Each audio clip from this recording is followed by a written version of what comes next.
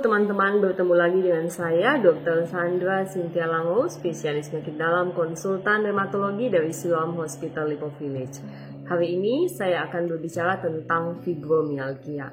Tapi sebelum memulai pembahasan saya ingin mengambil waktu untuk mengingatkan teman-teman sekalian di masa pandemi ini untuk jangan lupa menerapkan selalu protokol kesehatan. Buat kelompok yang berisiko tinggi, misalnya orang tua, penyandang rematik autoimun, jangan lupa untuk selalu menggunakan masker bedah, masker medis, atau surgical mask.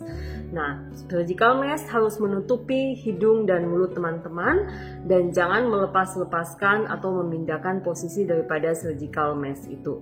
Kemudian selalu menjaga kebersihan, rajin mencuci tangan dengan air yang mengalir dan sabun minimal 20 detik, tidak menyentuh wajah dan bagian hidung, serta selalu menghindari keramaian dan mengusahakan untuk tinggal di rumah.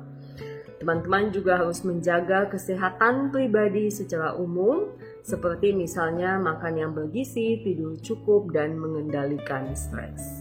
Ayo tetap semangat di masa pandemi ini. Teman-teman, hari ini saya akan membahas tentang fibromyalgia. Banyak teman-teman sekalian yang menanyakan tentang fibromyalgia. Nah, teman-teman, ternyata kalau kita mengalami nyeri pada tubuh kita, ini tidak selalu berasal dari persendian, tapi nyeri ini bisa berasal dari otot, bisa berasal daripada sendi, bisa juga berasal dari jaringan lunak yang berada di sekitar sendi, yang disebut dengan tendon dan ligamen. Nah, bagaimana kita tahu? Tentunya nanti melalui pemeriksaan seorang dokter ahli. Nah, buat orang awam atau buat teman-teman sekalian, gejalanya ya sama aja, yaitu nyeri. Tapi ternyata sebabnya bisa berbeda-beda. Nah, mari kita mengenal apa itu fibromyalgia. Nah, fibromyalgia ini sebenarnya bukan penyakit rematik autoimun, teman-teman. Tapi ini merupakan suatu kondisi atau penyakit yang bukan autoimun, namun sering sekali terjadi pada pasien-pasien penyandang rematik autoimun. Misalnya pada pasien lupus, skleroderma, Sjögren, vaskulitis. Nah, ini sering sekali menyertai kondisi-kondisi fibromyalgia ini sering kali menyertai penyakit-penyakit ini. Nah, sebagai contoh, salah satu penelitian kohort dari Johns Hopkins Rheumatology menunjukkan bahwa ternyata selama hidup seorang pasien lupus, 30% cukup banyak ya berarti teman-teman, ini akan pernah mengalami fibromyalgia. Nah, ini ternyata cukup sering terjadi pada pasien lupus. Dan khas pada fibromyalgia ini, pada pemeriksaan dokter, biasanya dokter tidak akan menemukan adanya radang sendi, tidak akan menemukan peradangan pada jaringan lunak di sekitar sendi. Tapi biasanya akan menemukan nyeri tekan pada beberapa bagian otot teman-teman. Nah, ternyata keluhan daripada seorang pasien fibromyalgia ini tidak sekedar hanya nyeri sendi saja, tapi ada keluhan-keluhan lain yang bisa terjadi atau bisa diungkapkan oleh teman-teman. Dan biasanya seorang pasien fibromyalgia ini keluhannya tidak cuma satu teman-teman, tapi sangat banyak. Sebagai contoh, selain nyeri di seluruh tubuh, jadi biasanya nyeri tidak hanya pada satu tempat, tapi pada berbagai tempat di tubuh. Biasanya teman-teman akan mengeluh juga adanya gangguan tidur, rasa tidak segar setelah bangun tidur, adanya rasa kaku di seluruh tubuh, nyeri kepala, kemudian kesemutan, rasa terbakar pada persendian. Kemudian biasanya juga disertai dengan adanya gangguan cemas dan kadang-kadang depresi dan gangguan pada pencernaan, misalnya mual, muntah, dan diare. Nah, ini adalah keluhan-keluhan yang sering diungkapkan oleh seorang pasien fibromyalgia.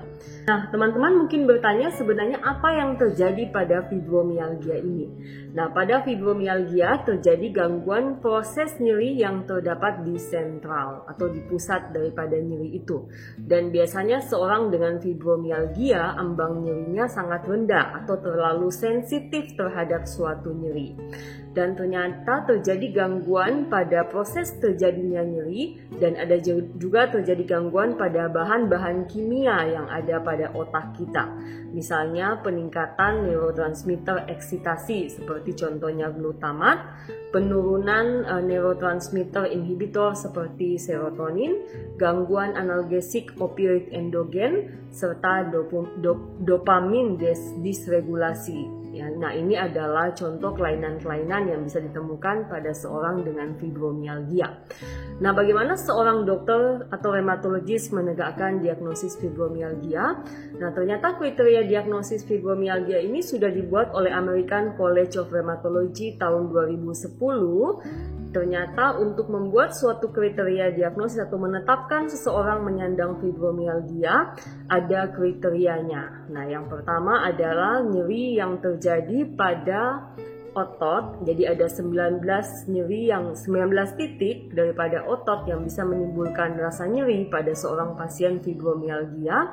Dan biasanya keluhan nyeri ini disertai dengan adanya kelemahan, kemudian bangun tidur yang tidak segar, dan kadang-kadang gangguan kognitif atau gangguan memori dan pikiran. Nah, biasanya gejala ini menurut kriteria diagnosis harus berlangsung minimal selama 3 bulan dan tentunya tidak ada penyakit lain yang mendasari kelainan-kelainan ini. Nah, teman-teman, ini adalah gambaran yang menunjukkan bagian-bagian otot yang biasa mengalami nyeri pada pasien dengan fibromialgia. Jadi khas sekali pada pasien fibromialgia ini, dia bisa mengeluh nyeri pada seluruh tubuh, dan jika dilakukan penekanan oleh seorang dokter atau rheumatologis akan menimbulkan suatu rasa sakit pada penekanan otot tersebut. Nah, bagaimana dokter bisa menegakkan diagnosis fibromialgia? Berdasarkan wawancara keluhan Anda, dokter bisa menduga Anda menyandang fibromialgia atau tidak. Dan kemudian sesuai dengan indikasi, dokter akan meminta beberapa pemeriksaan penunjang. Misalnya pemeriksaan laboratorium atau pemeriksaan radiologi untuk menyingkirkan diagnosis yang lain. Nah, pemeriksaan ini bisa berbeda pada orang yang satu dengan orang yang lain. Jadi pada prinsipnya tidak ada suatu pemeriksaan tunggal yang dapat menegakkan diagnosis fibromialgia. Tapi kriteria diagnosis tadi merupakan pedoman bagi seorang rheumatologis untuk menegakkan diagnosis fibromialgia. Jadi teman-teman, tidak semua nyeri disebabkan oleh nyeri sendi. Dan fibromialgia ini bukanlah suatu penyakit rematik autoimun dan sama sekali tidak terjadi peradangan pada persendian ataupun pada otot teman-teman sekalian. Namun memang perlu diingat bahwa fibromialgia ini sangat sering terjadi bersamaan dengan penyakit rematik autoimun seperti misalnya lupus, ankylosing spondylitis, dan artritis rheumatoid. Jadi sering terjadi bersama-sama. Nah, sering juga terjadi di mana pada fibromialgia ini ananya bisa positif. Jadi karena memang ana positif bisa terjadi pada sekitar 10 sampai dengan 20% orang normal, sehingga tidak heran bahwa seorang fibromialgia ini juga bisa memiliki ana yang positif. Nah, yang penting nanti apabila kita mendapatkan suatu ana positif dan keluhan-keluhan seperti fibromialgia, kita harus mengkonfirmasi ke dokter untuk menegakkan diagnosis pasti.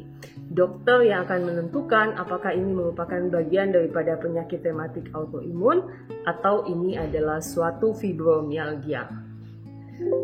Demikian teman-teman penjelasan saya tentang fibromialgia. Semoga bermanfaat, tetap sehat dan terus semangat.